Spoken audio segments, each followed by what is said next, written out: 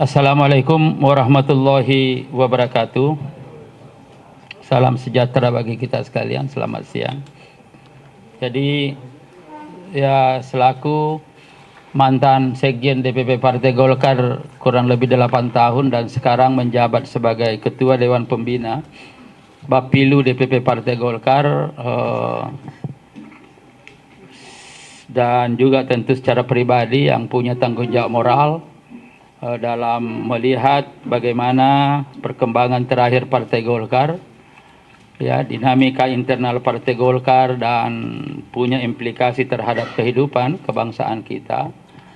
Karena itu pada hari ini saya ingin menjelaskan beberapa hal, ya, dan kalau kita ingin menyederhanakan, paling tidak ada 4 hal yang saya ingin kedepankan kepada masyarakat melalui teman-teman insan media, ya, untuk ini. Yang pertama adalah tentang bagaimana mundurnya Bung Airlangga Hartarto sebagai Ketua Umum DPP Partai Golkar, dan beliau sendiri sudah menyampaikan secara resmi ya meskipun nanti prosesnya tetap akan mendapatkan pengesahan melalui rapat pleno DPP Partai Golkar, karena itu mekanisme yang ada itu ya. Nah, saudara sekalian, di sini ya konsep yang digunakan adalah mundur, mengundurkan diri, bukan dimundurkan. Apalagi ada kata-kata dikorbankan, sama sekali tidak. Yang terjadi sebagai sebuah realitas politik dan realitas organisatoris bahwa Bung Airlangga Hartarto selaku Ketua Umum DPP Partai Golkar mengundurkan diri. Ya, mengundurkan diri sebagai Ketua Umum ya Partai Golkar, dan saya kira ini sudah menyebar kemana-mana, dan tentu dengan pengunduran itu orang memahami secara tiba-tiba. Saya ingin mengatakan bahwa tidak secara tiba-tiba, tetapi ada proses-proses terjadi. Ya, ada proses-proses yang sudah terjadi sehingga ada mundur. Nah, bagaimana proses ini, saudara sekalian? Dan ini yang saya kira yang kedua, terkait yang kedua, bahwa Partai Golkar ini adalah partai besar. Ya, partai besar, partai yang sangat majemuk. Dulu pada saat awal berdirinya ketika masih Golkar pernah berhimpun 197 kelompok. Itu bayangkan besarnya, sangat majemuk. Kemudian sifat Partai Golkar ini adalah partai yang sangat terbuka. Karena itu sering kita mengatakan bahwa Partai Golkar ini adalah partai rakyat. Siapa saja yang mau masuk tidak ada masalah. Dan memang ini adalah untuk menampung ya aspirasi rakyat dan secara fisik bisa menjadi anggota. Ya, kalau kita menggunakan dalam perspektif misalkan usaha, Golkar ini adalah partai yang go public. Bukan milik perorangan, bukan milik kelompok, bukan milik keluarga dan lain-lain sebagainya, tetapi milik rakyat Indonesia yang sudah go public. Tidak ada pemegang saham yang mayoritas, tapi semuanya sama-sama di situ. Nah, dalam kondisi seperti ini sudah dapat kita bayangkan pasti mengelola partai ini sangat dinamis. Berbagai kepentingan yang harus diakomodasi. Nah, di dalam kedinamikaan itulah maka pasti terjadi tarik-menarik dan lain-lain sebagainya. Ya, jadi ini banyak hal saya kira yang sudah terjadi di dalam proses-proses yang ada dan kita mengikuti semua. Nah, oleh karena itu pengunduran diri Bung Airlangga Hartarto di sini itu tidak ada intervensi sama sekali dan tidak ada tekanan apa-apa. Dan saya nanti kalau ada yang bertanya saya ingin jelaskan bagaimana menjelaskan dan faktanya seperti apa, karena saya ikuti ya ini dan dulu juga ketika saudara Airlangga jadi ketua umum pada tahun 2017, saya adalah pejabat ketua umum DPP Partai Golkar, bukan PLT ketika itu. Dan tanggal 13 ya rapat pleno dan menetapkan Airlangga sebagai ketua umum, yang tentu dalam ADART Partai Golkar ketika itu perlu disahkan di dalam rapat di dalam Munas. Nah itu kan dulu jaraknya tuh tidak jadi Desember kejadian dan lain-lain. Jadi ini saya tahu masalah ini, sehingga dengan demikian maka apa yang terjadi pada hari ini tidak ada tekanan, tidak ada intervensi dan lain-lain sebagainya, dan memang pasti banyak pertanyaan. Kenapa banyak pertanyaan? Karena di dalam proses-proses politik baru saja selesai Pilpres, Pileg, dan ada prestasi. Kan gitu kan? Ada prestasi. Prestasinya apa? Mengantarkan pasangan Prabowo Gibran terpilih dengan suara yang cukup spektakuler, 58%. Kemudian yang kedua, Pileg, kenaikan suara juga. Yang pada pemilu sebelumnya tahun 2019 ya 85 dan sekarang ini adalah 102 kursi.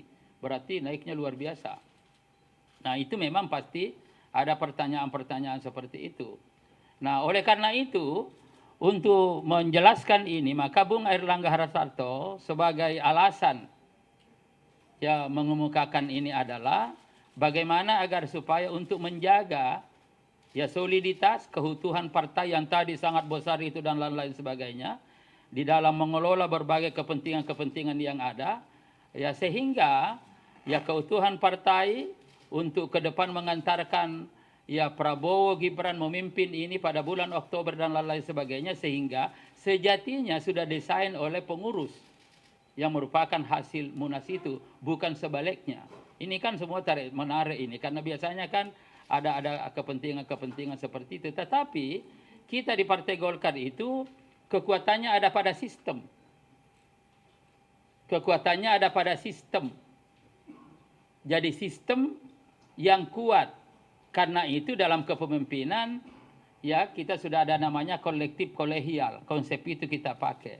Nah, sehingga inilah yang diantarkan, dan itu yang menjadi alasan Bung Airlangga Hartarto ada keutuhan, ada soliditas, ada kebersamaan, dan bagaimana situasi kondusif ini memasuki era ya kepemimpinan Prabowo Gibran ke depan ini yang insya Allah akan berlangsung pada bulan Oktober ke depan, sehingga dengan demikian Partai Golkar lebih siap lagi untuk itu.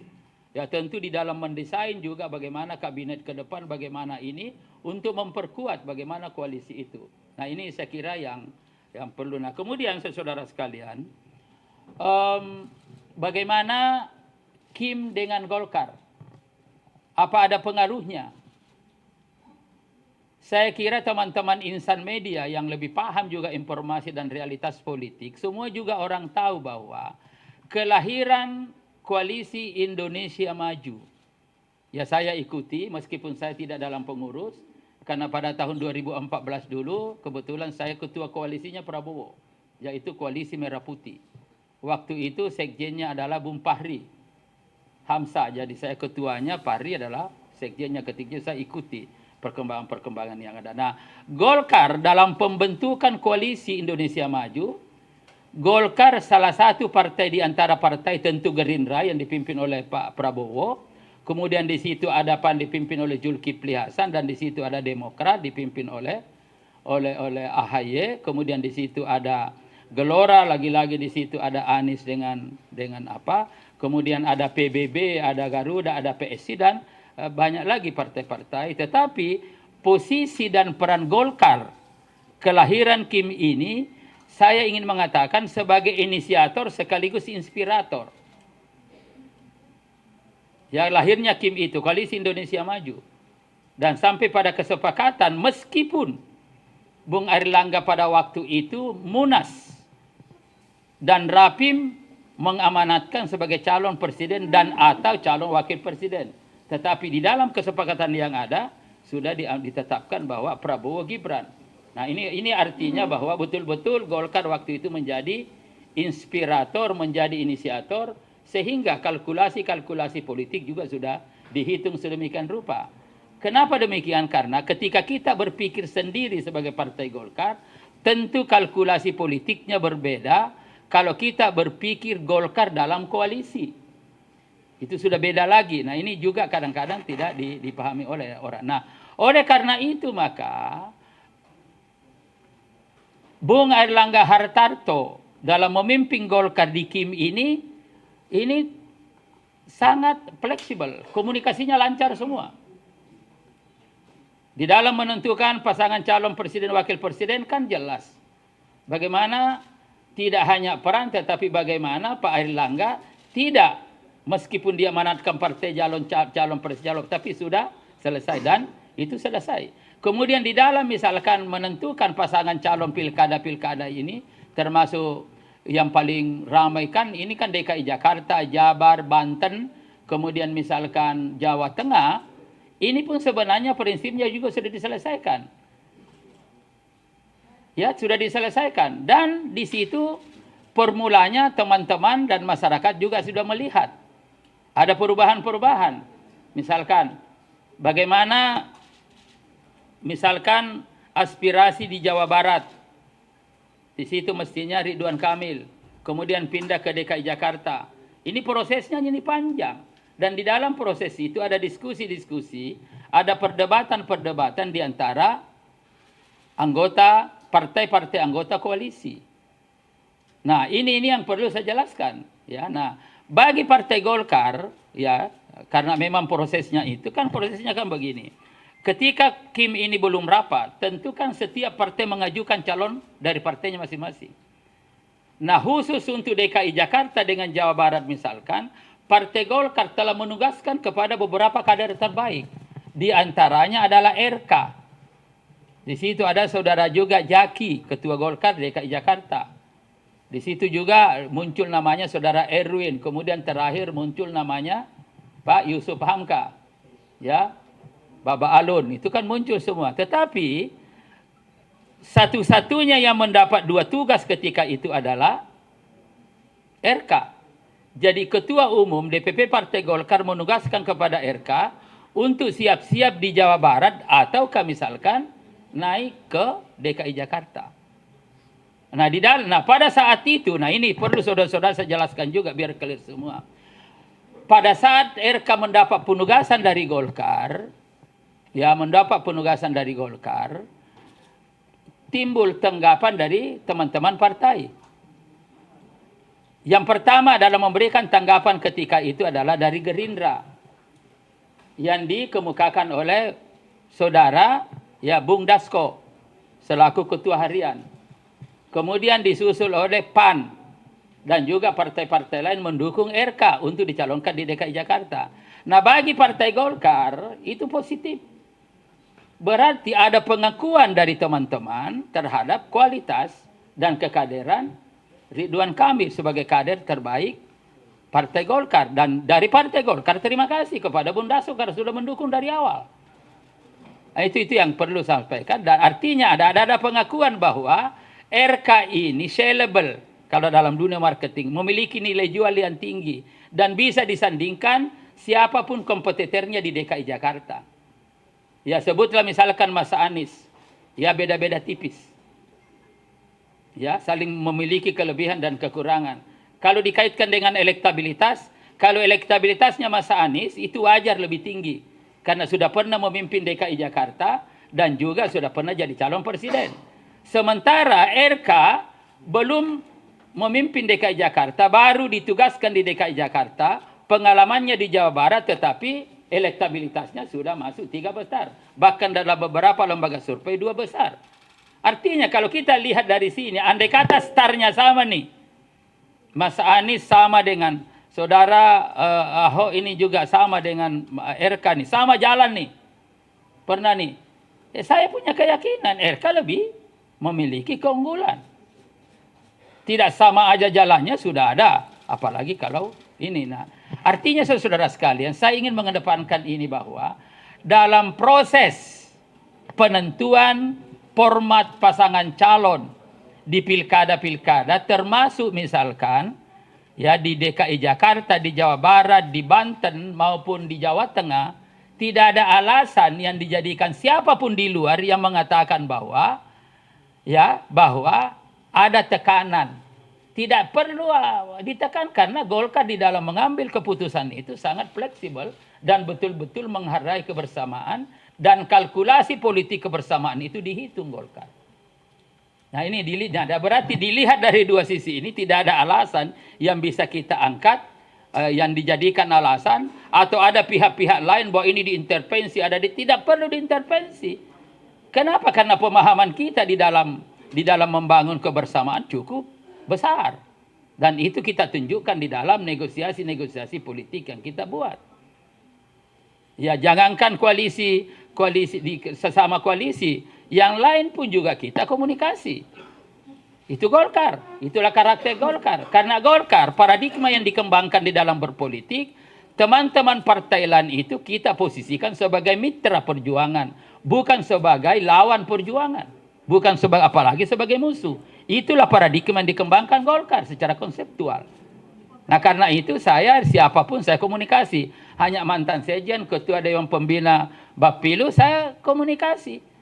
Dengan Bung Dasko, ya kapan aja kita komunikasi, lancar-lancar aja. Tidak ada masalah, satu koalisi. Ya kan misalkan lagi kita dengan PDP, dengan sekjennya adalah Mas Hasto, juga sama. Jadi kita komunikasi saja karena memang kita punya kepentingan yang sama bagaimana membangun bangsa ke depan. Nah ini semua. Jadi sekali lagi saudara sekalian, kalau ada interpretasi, ada penafsiran bahwa mungkin ini mundurnya saudara Airlangga Hartarto ini karena ditekan, diintervensi dalam dua hal, tidak ada alasan. Ya, tidak ada alasan. Nah, mau orang menafsirkan dari sisi mana lagi. Nah, itu saudara sekalian sehingga ini mundur dan lain-lain sebagainya. Memang ada mengatakan ini anomali. Kalau apa anomali itu adalah suatu peristiwa politik yang di luar biasa. Bagi Golkar tidak ada yang anomali. Bahkan kita lihat ini sebagai sebuah momentum untuk inovasi politik ke depan. Ini lebih bedanya. Jadi kreasi kita di dalam berpolitik. Dia ada anomalinya, justru hal yang baru itu mestinya momentum untuk menciptakan kreasi politik seperti apa. Nah dalam rangka kreasi politik itulah maka kita masuk pada yang keempat. Bagaimana desain politik ke depan? Pasca mundurnya Bung Airlangga Hartarto. Ini jelas. Di dalam mengatasi konflik, ya atau dinamika yang ada, saya kira Golkar sudah memiliki pengalaman panjang sebagai sebuah partai yang sudah go public dengan kemajemukan anggota yang luar biasa, kelompok-kelompok yang ada, kita sudah punya pengalaman. Nah begitu selesai ini, Pak Airlangga Hartarto di dalam penjelasannya serahkan kepada mekanisme, kepada DPP. Apa yang dilakukan oleh DPP? Ya segera melakukan rapat pleno. Nah di dalam rapat pleno itu yang pertama kali dulu disikapi adalah pengunduran diri. Pengesahan menerima pengunduran diri Airlangga Hartarto sebagai ketua umum misalkan. Nah dengan di situ secara de facto, secara de jure sudah bukan lagi ketua umum. Lalu diangkatlah PLT ketua umum. Gitu. Nah PLT ketua umum semua bisa menjadi PLT ketua umum di situ. Siapa saja. Tidak harus wakil ketua umum, tapi yang lain juga bisa, tergantung kesepakatan. Ya tetapi kalau dikembalikan kepada tupoksi, mestinya yang paling dekat adalah wakil ketua umum bidang kepartaian. Tetapi biasanya tidak kalau begini. Itu aja lah, ayo kita bicara sebagai keluarga besar Partai Golkar. Ya mau siapa misalkan di situ, tidak ada masalah. Ini kan hanya mengantarkan. Untuk apa? Untuk Munas. Karena di dalam ADART, pergantian ketua umum hanya bisa dilakukan melalui Munas. Berbeda dengan pergantian yang lain. Bisa hanya rapat pleno dan lain-lain. Kalau ini memang Munas. Berarti PLT yang terpilih siapapun hanya mengantarkan ini. Nah oleh karena itu, saya punya keyakinan rapat pleno DPP juga akan menentukan waktu Munasnya. Waktu Munas. Kapan waktu Munasnya? Kalau pengalaman saya dulu sebagai pejabat ketua umum DPP Partai Golkar pada tahun 2017, saya diangkat sebagai pejabat ketua umum 21 Oktober 2017. Kemudian saya mengadakan rapat pleno dengan dinamika yang ada pada tanggal 13 Desember. Salah satu keputusan yang mendasar ketika itu adalah supaya jangan ada hiruk pikuk lebih baik DPP telah menetapkan ya ketua umum. Tentu masih calon, tentu belum definitif. Nah, pada waktu itu sudah sepakat rapat pleno tanggal 13 Desember, ya, aklamasi setuju Saudara Airlangga Hartarto sebagai ketua umum. Nah, sesuai dengan ADRT perlu rapim. Maka ditetapkanlah rapim tanggal 17-18 Desember. Berarti jaraknya 13 Desember ke 17 itu berapa? Berarti cuma 12 hari. 13 hari persiapan. Lalu kemudian segera setelah Rapimnas 1 hari dilakukan Munas, yaitu pada tanggal 19-20. Maka terpilih, ditetapkan secara aklamasi sesuai dengan keputusan rapat pleno DPP Partai Golkar 13 Desember, Airlangga Hartarto menjadi ketua umum DPP Partai Golkar hasil Munaslup, melanjutkan sisa kepengurusan hasil Munas tahun 2014. Nah, kalau kita berkaca di situ, maka untuk besok ini tidak begitu susah. Katakanlah rapat pada hari ini, pengesahan terhadap pengunduran diri Airlangga ditetapkan, menentukan PLT, menentukan waktu Munas. Ya, waktu Munas jangan terlalu lama, karena tidak ada yang terlalu perlu dipersiapkan, bisa disiasati semua. Terpilih ketua umum, siapa ketua umum misalkan. Lalu yang lain-lain kan bisa nyusul perangkat-perangkatnya itu. Untuk menyusun kepengurusan ini bisa ada tim. Untuk menyusun ini ada ini. Nah, itu yang saya kira yang perlu disepakami.